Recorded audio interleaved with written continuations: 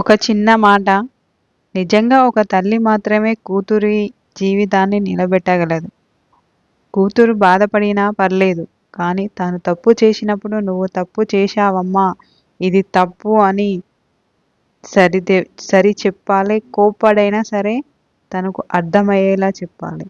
కూతురికి మొదట కోపం వచ్చినా తర్వాత ఆలోచించి తనకు తన తల్లి చెప్పింది ఎంతవరకు కరెక్ట్ అని ఆలోచిస్తుంది. మంచి మార్గంలో వెళుతుంది.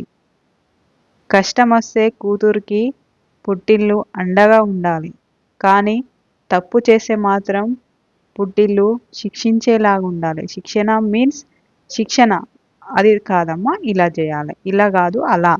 ఇది నీకొచ్చిన ప్రాబ్లమ్ నువ్వు ఇలా సాల్వ్ చేసుకోవచ్చు. అంతేగాని మనకు దూరం వెళ్ళిపోవాలన్న ఆలోచనకు ఉండకూడదని ఒక తల్లి మాత్రమే ఒక బిడ్డకు మంచిగా చెప్పగలుగుతుంది.